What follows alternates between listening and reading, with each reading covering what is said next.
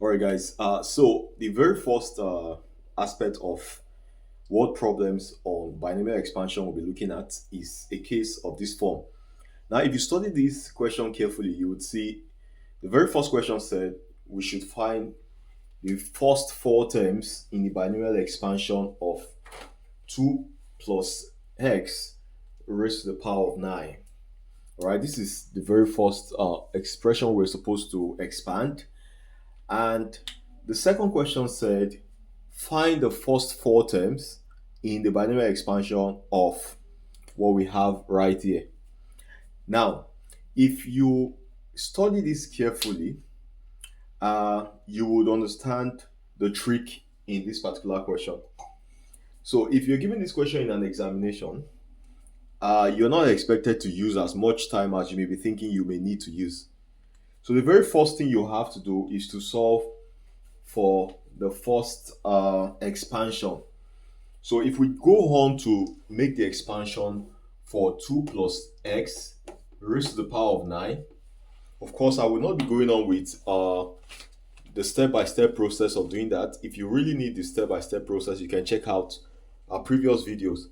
So let me just tell you what is going to happen while we make the expansion of this.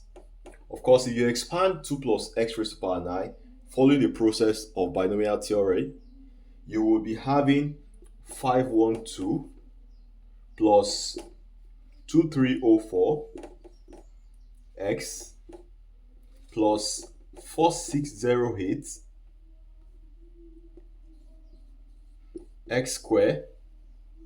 Then we have plus 5376 x cubed.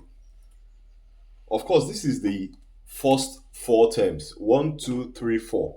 All right, that was what we're told to find.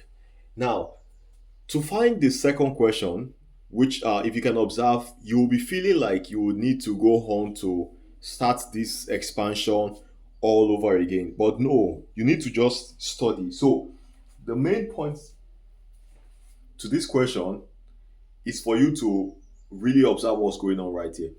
Now, if you observe what's going on, you would see that in this case, we had plus x. You can see it, plus x right here. In this case, we had minus 1 over 4x.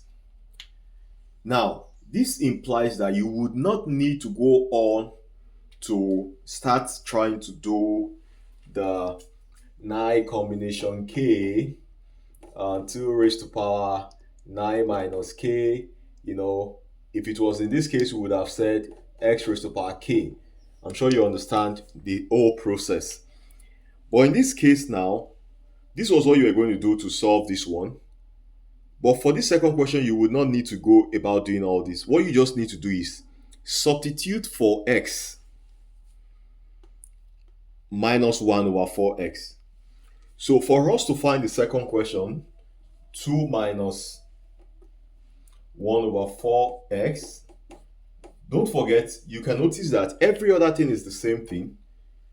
Everything is the same, only this x changed to minus 1 over 4x. So what you have to do here is simply, wherever you see x, you will be fixing in minus 1 over 4x.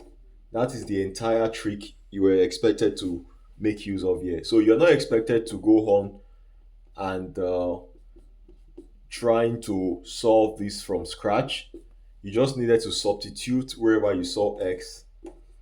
You needed to substitute the value of minus 1 over 4x. All right. So this is what you have to do here. And if you go on to solve this, of course, you will be getting the final value to be 512 minus 576 x plus 288 x squared minus 84 x cubed. All right. So this is how you are going to save your time in an exam hall while solving a question like this. All All right, let's take a look at this other question, very similar to the first one. You can pause the video right now and attempt this on your own.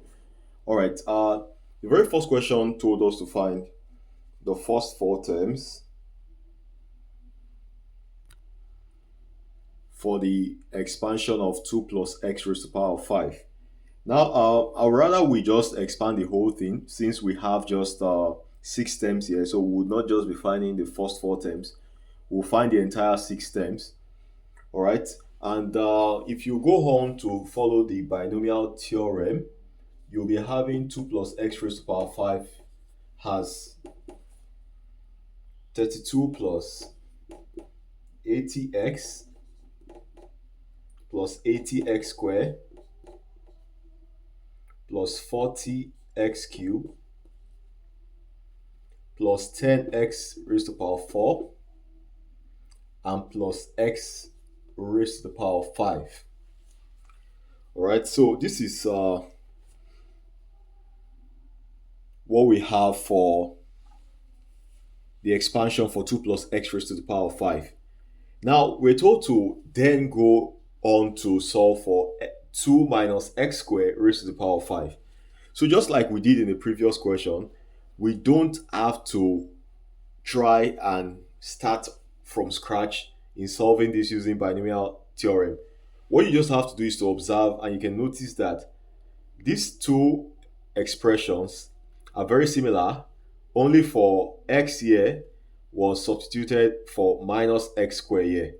So this implies that for you to get this other expansion, all you would need to do will be for you to substitute the value of x in your first expression to be minus x squared. So we'll have 32 plus 80 minus x squared plus 80 minus x squared all squared. You can see exactly what we're doing. Wherever we saw x, we're substituting minus x squared. We maintain the same form.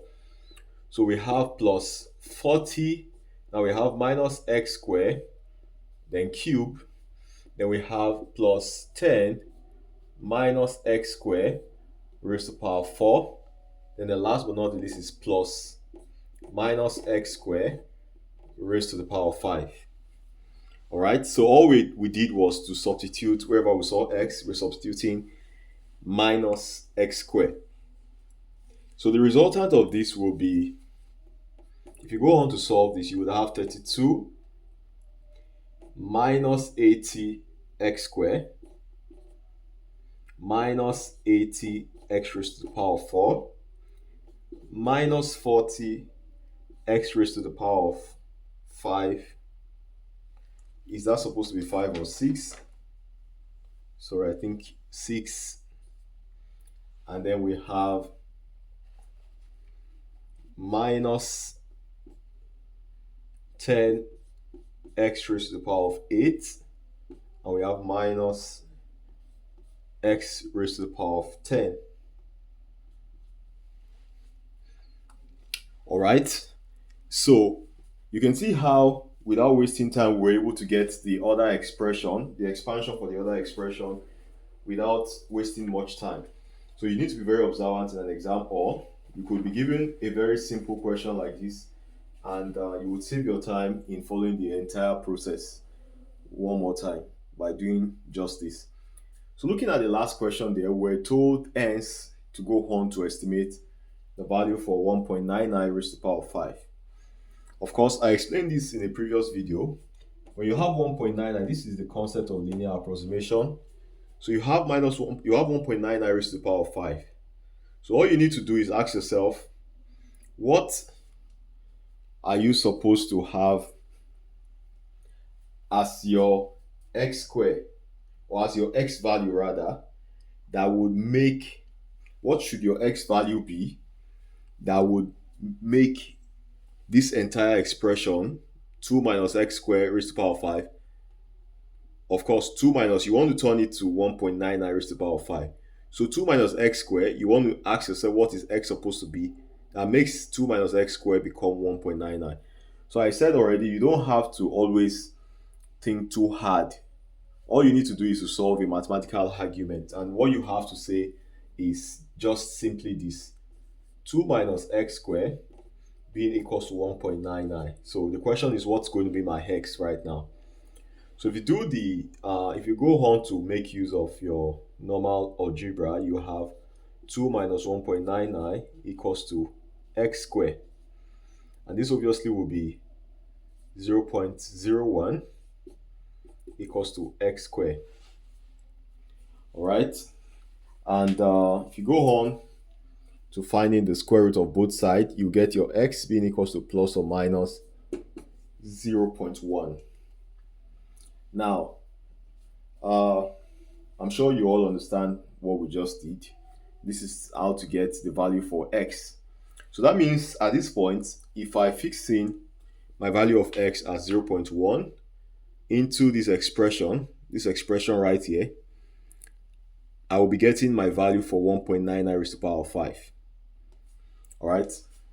Now, for some of you wondering, we wrote plus or minus 0.1. Which one should we use? Should we use plus 0.1 or should we use minus 0.1?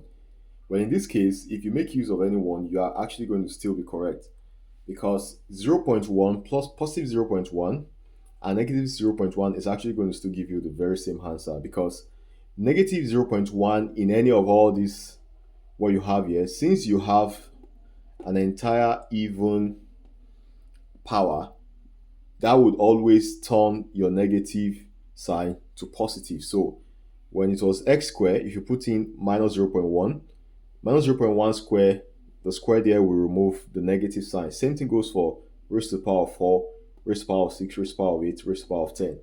So that's a concept that makes this, any of them, usable. All right. So all I need to do now is go home to fix in my value for x. So I have 32 minus 80 0.1 square minus 80 0.1 raised to the power 4 minus 40 0.1 raised to the power 6 minus 10 0.1 raised to the power 8. Then you have minus 0.1 raised to the power of 10. All right. So if you go on to solve this, you'll be getting a final value of 31.208.